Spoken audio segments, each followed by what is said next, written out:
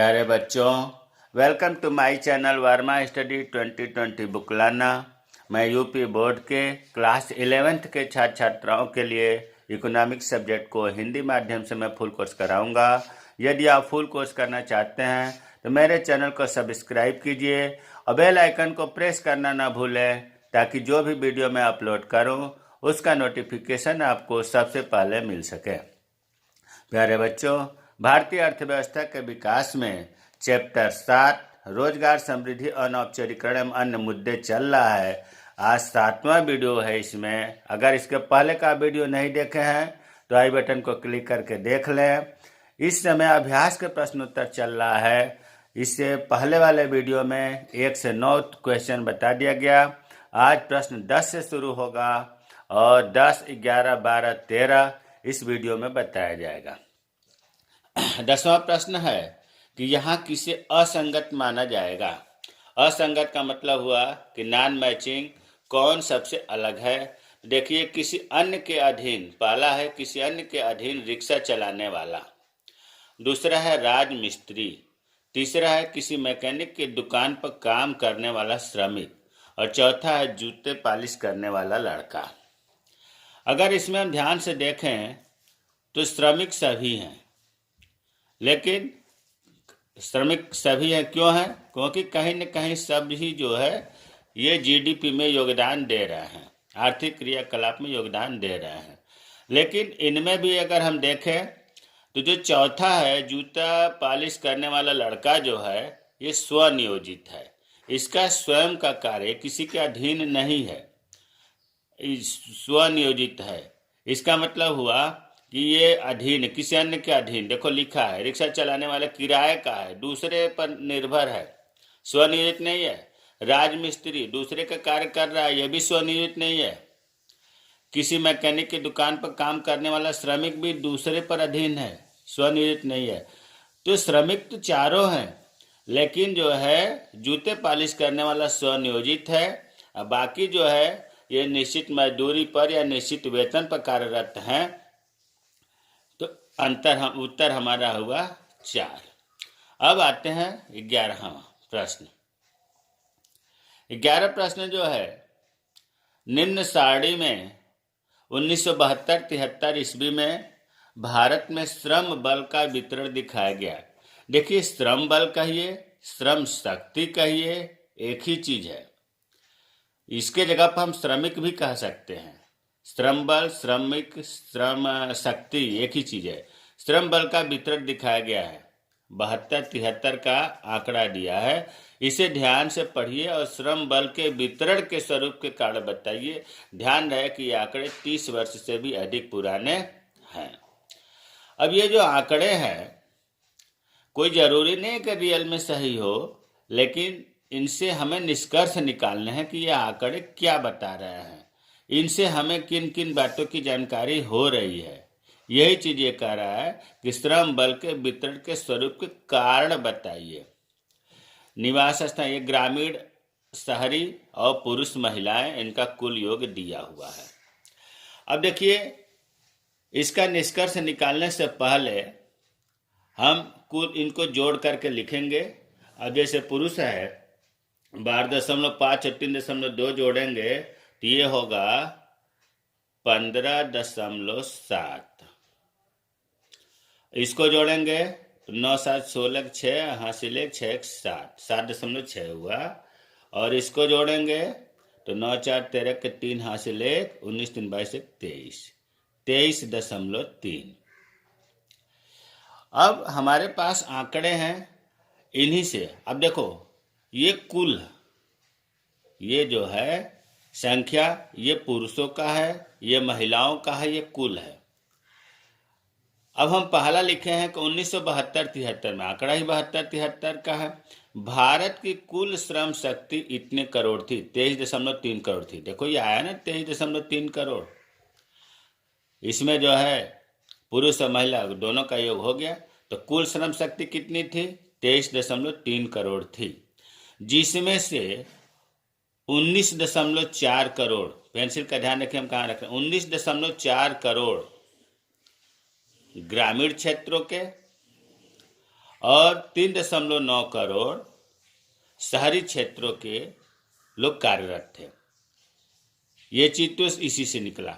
अब देखो थोड़ा सा इसमें अगर आप दिमाग लगाएं तो जो ये अभी हमने लिखा कि 23.3 करोड़ में 19.4 करोड़ ग्रामीण के थे, तो इनको प्रतिशत निकाल लेते हैं।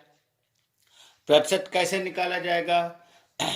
कुल है इतना और ग्रामीण है इतना, तो कुल वाला संख्या जो है हमेशा नीचे लिखते हैं। तो जैसे हमने यहाँ लिख दिया कि 19.4 ऊपर और बटा 23.4 गुणे 100, 23.3 जो कुल आया है 23.3 और 19.4। अब इसको जब हम कटाएंगे पिटाएंगे तो आएगा 83.26%। तो ये 0.5 से कम है, तो हम कह रहे हैं कि 83%। तो ये 83%, मतलब 19.4 करोड़ को हम 83% लिख दिए तो ज़्यादा प्रभावित होगा एग्जामिनर। उसी तरह से ग्रामीण क्षेत्रों में 3.9% कार्यरत हैं, शहरी क्षेत्रों में कितने में? 23.3 में। तो इसका प्रतिशत निकालना होगा, तो 3.9 बटा 23.3 गुणे 100। तो इसे जब हम कटाएंगे तो आएगा 16.73%। ये 0.5 से अलग है, ज़्यादा है, तो हमने लिख दिया यहाँ 17%। तो जो संख्या ये दिया है इसको हम परसेंटेज में निकाल करके लिखते हैं। तो ये आपने लिख लिया कि 23.3 करोड़ कुल जनसंख्या है, इसमें 19.4 करोड़ ग्रामीण क्षेत्र के और 3.9 करोड़ शहरी क्षेत्र के, और प्रतिशत लिख लिया। अब देखो इसी में हम पुरुष महिला का भी कर सकते हैं कि 23.3 करोड़ में 15.7 करोड़ तो पुरुष हैं और 7.6 करोड़ महिलाएं हैं। ये करोड़ ऊपर जितना आंकड़ा लिखा है करोड़ में है, इसलिए करोड़ बोल रहे हैं। अब इसका प्रतिशत भी लिख लेंगे। देखिए लिखा है दूसरा, कुल श्रम शक्ति में, मतलब 23.3 करोड़ में 15.7 करोड़ पुरुष। तो अब इसका प्रतिशत कितना होगा? 15.7 बटा 23.3 गुणे 100। इसको जब हम कटाएंगे तो आएगा 67%। तथा अब देख रहे हैं कि महिलाओं में 7.6 है, तो इसका भी उसी तरह से निकाल लेंगे। 7.6 बटा 23.3 गुणे 100, तो ये आएगा आपका 33%। तो इसी सवाल से ही आप कितनी बातें अच्छी तरह से प्रेषित कर सकते हैं, कितनी बातों को आप दिखा सकते हैं, लिख सकते हैं, ये महत्वपूर्ण होता है। तालिका से बात बना करके लिखने को समझाने का अभ्यास तो कर ही लीजिए। तो कुल श्रम शक्ति में दूसरा पॉइंट हो गया कि 23.3 करोड़ में 15.7 करोड़ पुरुष अर्थात 67% तथा 7.6 करोड़ महिलाएं अर्थात 33% कार्यरत थी। अब तीसरा देखो, सब आंकड़ों को घुमा फिराकर कोई न कोई अर्थ निकाला जा सकता है। तीसरा है ग्रामीण क्षेत्रों में। अब इसकी बात हो रही है ग्रामीण क्षेत्रों की। 12.5 करोड़ पुरुष, अब इसका परसेंटेज 64%। तो कैसे हुआ? अब 12.5 कितने में है? इतने में है, 19.4 में। तो इसको निकालना होगा, तो 12.5 बटा 19.4 गुणे 100, ये आ गया आपका 64%। उसी तरह से महिलाएं 6.9 करोड़ कितने में? 19.4 में। तो 6.9 बटा 19.4 गुणे 100, तो ये आपका आ गया 36%। तो ग्रामीण क्षेत्रों में 12.5 करोड़ पुरुष अर्थात 64% तथा 6.9 करोड़ महिलाएं अर्थात 36% काम करते थे। अब उसी तरह से शहरी क्षेत्र का भी निकाल लेंगे कि शहरी क्षेत्र में पुरुष 3.2 करोड़ अर्थात 82% और 0.7 करोड़ महिलाएं अर्थात 18% काम करती थी। तो हमने प्रतिशत इसका नहीं निकाला, इसी तरह से इसका भी निकलेगा, ये आपको समझाने के लिए बताया गया था। तो हमें उम्मीद है कि चार्ट से देख करके आप विश्लेषण करने का, निष्कर्ष निकालने का समझ में आया होगा। इसके अलावा और भी निष्कर्ष निकाला जा सकता है, ऐसा नहीं कि 4 ही निष्कर्ष निकाला जाए। हमने 4 बता दिया, 4 के अलावा और भी अगर आप ध्यान देंगे तो निकाला जा सकता है। अगला प्रश्न है, इस सारणी में 1999-2000 में भारत की जनसंख्या और श्रमिक जनसंख्या अनुपात दिखाया गया है। क्या भारत के शहरी और सकल श्रम बल का अनुमान लगा सकते हैं? अब जो सवाल दिया हुआ है वो ये है, क्षेत्र ग्रामीण शहरी योग अनुमानित जनसंख्या करोड़। ये जनसंख्या करोड़ में लिखा गया है, इसका योग है ये श्रमिक जनसंख्या अनुपात और श्रमिकों की अनुमानित संख्या करोड़ में। सवाल आपको किताब में जो दिया है यहाँ हल करके दिखाया है, लेकिन हमने ये सोचा कि उसे हल करके लिख देंगे तो उसी तरह दूसरे ये भी निकाल लेंगे, तो इससे तो बढ़िया ये कि हम तीनों को बता दें और उन तीनों को कैसे निकाला जाता है, 3 के जगह पर 4 भी हो जाए या आपको किसी तरह से घुमा दे तो आप चक्कर में ना आवे, हल कर सके। तो इसको हल करने के लिए इसमें आप देख रहे हैं कि पूछा यही था शहरों में और योग में, यही शहरी है और ये योग है, लेकिन आप यहाँ तीनों हमने निकाल करके बता देंगे। तो इसके लिए एक सूत्र है श्रमिक जनसंख्या अनुपात, ये सूत्र याद करना पड़ेगा। अगर ये याद नहीं है तो सवाल हल नहीं होगा। श्रमिक जनसंख्या अनुपात बराबर होता है श्रमिकों की कुल संख्या। देश में लिखें या ना लिखें ये समझने के लिए है, देश में श्रमिकों की कुल संख्या कहिए या श्रमिकों की कुल संख्या कहिए बटा कुल जनसंख्या गुणे 100, ये सूत्र है। अब देखो श्रमिक जनसंख्या अनुपात ये दिया हुआ है, ये चीज दिया हुआ है। देश में श्रमिकों की कुल संख्या, श्रमिकों की अनुमानित संख्या ही निकालनी है। चलो हमने इसे मान लिया, x लिखेंगे और जो x का मान आएगा वो श्रमिकों की अनुमानित संख्या आएगी, ये चीज निकालना है। देश की कुल जनसंख्या इधर दिया है, अनुमानित जनसंख्या का मतलब देश की कुल जनसंख्या इधर दिया हुआ है। तो फिर हम मान रखते हैं, सबसे पहले हम ग्रामीण का ही निकालते हैं, ग्रामीण। अब हम सूत्र पर सीधे मान रखेंगे, ग्रामीण पहले वाले की बात कर रहा हूं, श्रमिक जनसंख्या अनुपात 41.9 है, तो 41.9 बराबर, इसके जगह पर हमने लिख दिया बराबर। देश में श्रमिकों की कुल संख्या यहाँ निकालना है तो x हमने लिख दिया, ऊपर हो गया x बटा देश की कुल जनसंख्या, ग्रामीण का निकालना है तो 71.88 हुआ। इस तरह से सावधानी से मान रखेंगे तो फिर सवाल आगे गलत नहीं होगा। अब इसके बाद गुणे 100 लिखना ना भूल जाए, 100 भी है इसमें।